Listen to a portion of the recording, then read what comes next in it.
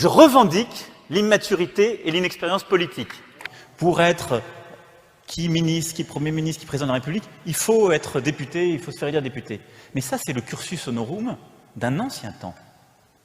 Pour ma part, je n'ai jamais eu dans mon cabinet un collaborateur s'occupant de ma circonscription.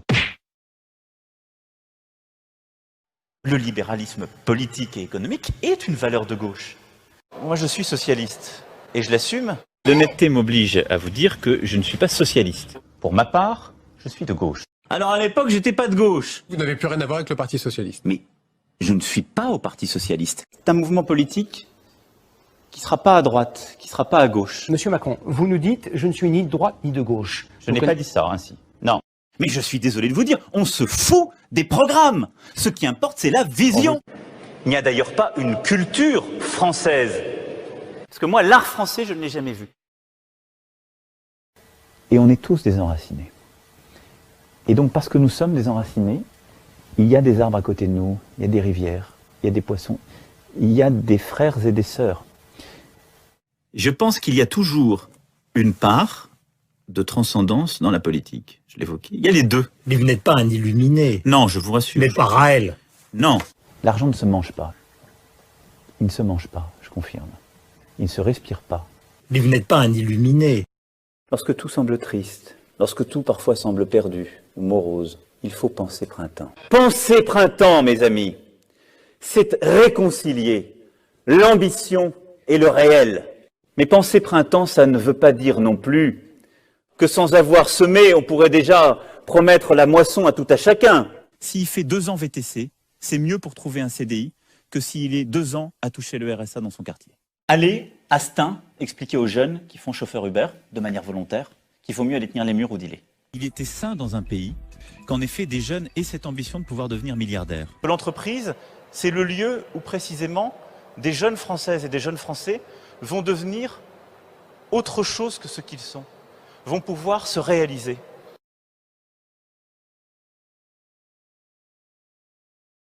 Et la vie d'un entrepreneur, elle est bien souvent plus dure que celle d'un salarié, faut jamais l'oublier, parce qu'il peut tout perdre, lui. Et donc c'est cette république contractuelle à laquelle je crois. Je suis favorable à ce que la loi prévoie de mener une négociation qui puisse en effet conduire à majorer beaucoup moins, voire pas du tout, les heures supplémentaires. People do think that we need reform. We want to do reform, so we will do reform. When you compare with the UK in the 80s, I mean the main difference is that we didn't deliver at the time.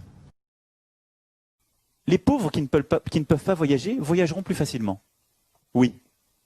La meilleure façon de se payer un costard, c'est de travailler. Il y a dans cette société une majorité de femmes. Il y en a qui sont, pour beaucoup, illettrés. Je pense que si j'étais chômeur, je n'attendrais pas tout de l'autre. La conclusion, c'était d'en tirer les conclusions. Parce que c'est notre projet! C'est un banquier pourri qui n'a pas vu la crise arriver. Toute cette crise des subprimes, il en fait partie, il l'a créée, il fait partie du système, et maintenant il vient nous expliquer comment on va en sortir, et comment il va rendre les Français un peu plus... Et qu'il est le candidat du travail. Il nous prend pour des crétins.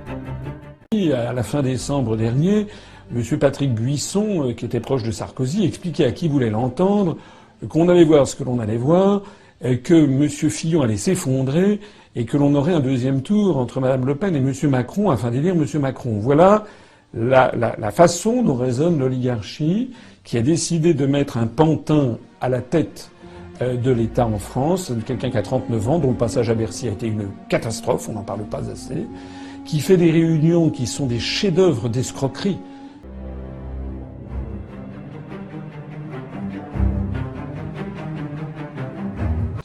Pour moi a été la révélation immédiate. Ce jeune trentenaire avait pas seulement des capacités intellectuelles littéralement extraordinaires.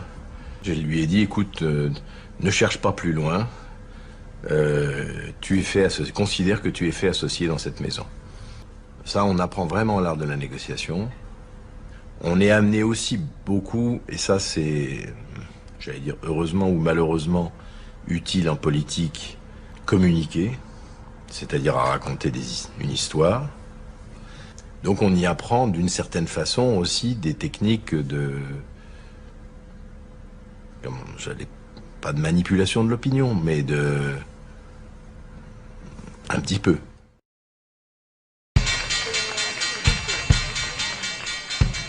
Je vais vous confier une chose. Dans cette bataille qui s'engage, je vais vous dire qui est mon adversaire. Mon véritable adversaire. Il n'a pas de nom, pas de visage, pas de parti. Il ne présentera jamais sa candidature. Il ne sera donc pas élu. Et pourtant, il gouverne. Cet adversaire, c'est le monde de la finance. Paris, La Défense, 19 mars 2012. Parmi ces tours, le siège de la Corporate Investment Bank du Crédit Agricole. Et dans cet immeuble, les bureaux de Chevreux, le plus important broker indépendant en Europe, qui conseille 1200 fonds de pension, banques, investisseurs institutionnels. Avec des bureaux à travers le monde, à Boston, San Francisco, New York, Tokyo, Zurich, Madrid, Athènes. C'est d'ici qu'est parti ce papier. C'est une note brève en anglais de seulement 9 pages, qui n'était pas destinée au grand public, seulement aux opérateurs de marché. Mais quand on est tombé sur ce document, on a eu l'impression de découvrir le plan de bataille des financiers. Car eux préparent déjà la préélection. Et ils comptent bien en tirer une victoire, quel que soit le vainqueur, la fin du CDI. On a donc contacté l'auteur de ce texte, Nicolas Doisy, le chief économiste de Chevreux. Il a accepté de nous recevoir.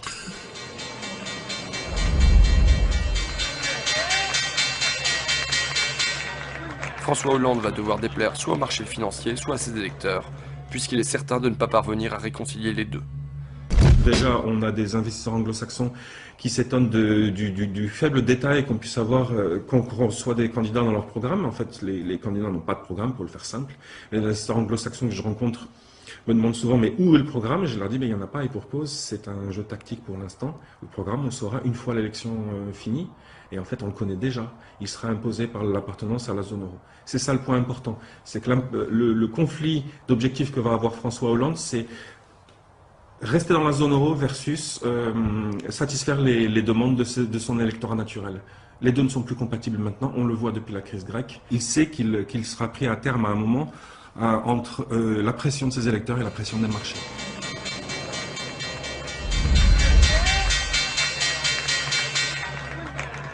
C'est regrettable pour François Hollande, mais la nécessité d'une libéralisation du marché du travail est le résultat direct d'une appartenance de la France à la zone euro. Aussi ne peut-on avoir l'une sans avoir l'autre.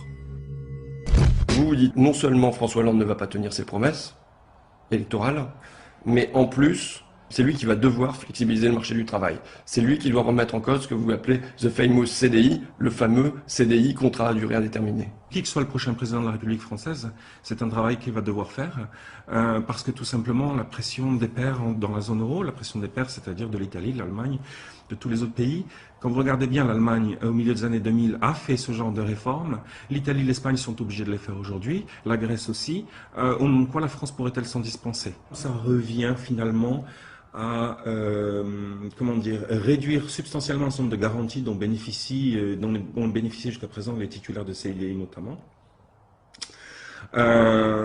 et donc à imposer plus de flexibilité aussi sur les travailleurs, les travailleurs français.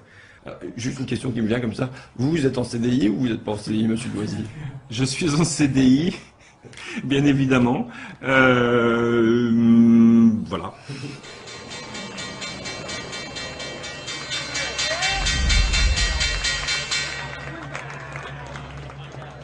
La demande de renégociation du traité serait alors utilisée pour tromper le public français en lui faisant accepter des réformes correctes, dont celle du marché du travail. François Hollande dit « Je vais demander la renégociation du dernier traité européen ». Vous écrivez ça. François Hollande il va avoir à naviguer à travers des forces dans la gauche, notamment à cause du référendum manqué de 2005.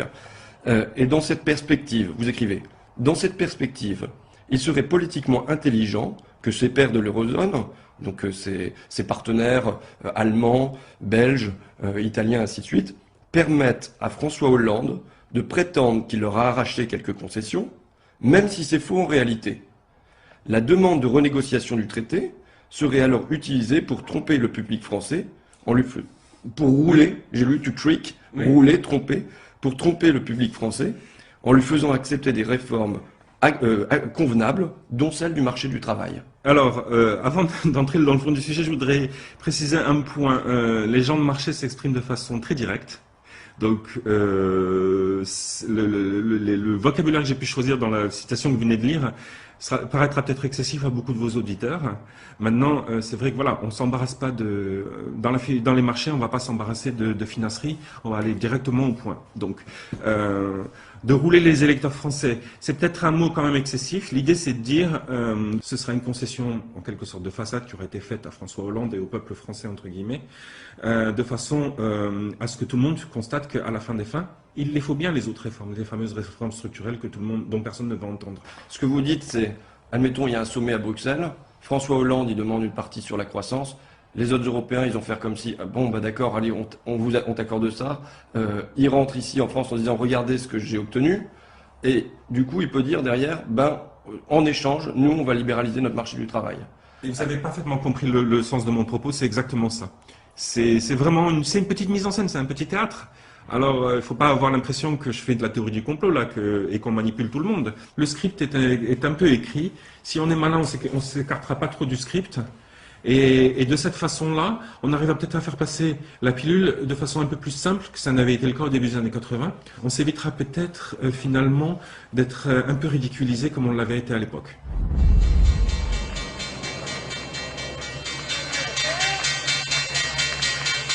La pression des marchés devrait être une incitation suffisamment puissante pour que François Hollande évite de jouer à des jeux stupides. Maintenant, il y a un danger qui se présente, c'est la semaine qui vient de s'écouler, en particulier le week-end qui vient de s'écouler. On voit que Mélenchon est vraiment en phase ascendante. On a bien entendu ce week-end François Hollande qui dit « Oui, croyez-moi, ça va être du sérieux ma renégociation du traité ». Et bien sûr, il est bien obligé parce que avant de gagner le deuxième tour, ceux qui ont connu 2002 savent qu'il faut gagner le premier. Et quand on voit la montée en puissance de Mélenchon, ce qu'on se dit tout simplement, c'est que à partir de maintenant, il va bien falloir que Hollande commence à donner quelques gages à sa gauche. Et c'est là que ça va devenir un peu plus compliqué pour lui, parce que les marchés vont commencer à comprendre, vont commencer à le sentir. C'est ça que je veux dire, c'est que le marché ne laissera pas passer de toute façon.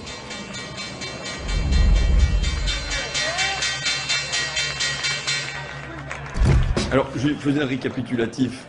Je disais, cas numéro 1, François Hollande est conciliant et il revient de lui-même sur ses maigres promesses de campagne. Il libère le marché du travail. Il en finit avec le CDI tel qu'on le connaît. Cas numéro 2, il lui faut une petite pression de ses partenaires européens, une petite concession qui lui serve de prétexte, et derrière, il libéralise le marché du travail.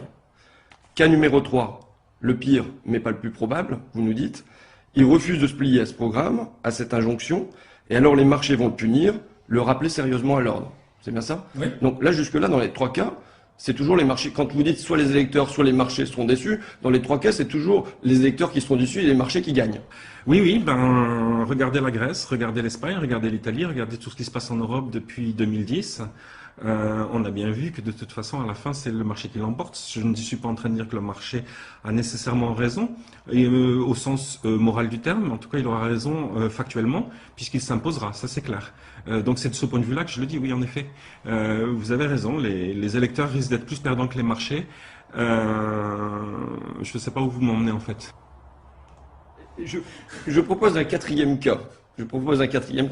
L'irruption du peuple sur la scène de l'histoire. Hier à Paris. La prise de la Bastille. Pardon ? La prise de la Bastille numéro 2. Hier à Paris, il y avait, bon, on va pas chipoter, 80 000, 90 000, 100 000, 120 000 manifestants à l'appel du Front de gauche. Si, comme en 1936, on avait une élection qui s'était suivie de mouvements de masse, de manifestations, de grèves. Qu'est-ce qui se passe ? Qu'est-ce qui se passe en Europe ? Ben là, je crois que c'est le gros coup d'angoisse. Hein. On va être très clair, ça va être le gros coup d'angoisse parce que si, quand les Grecs manifestent, on a déjà une Europe qui se sent sur le point d'exploser, je vous laisse imaginer pour la France.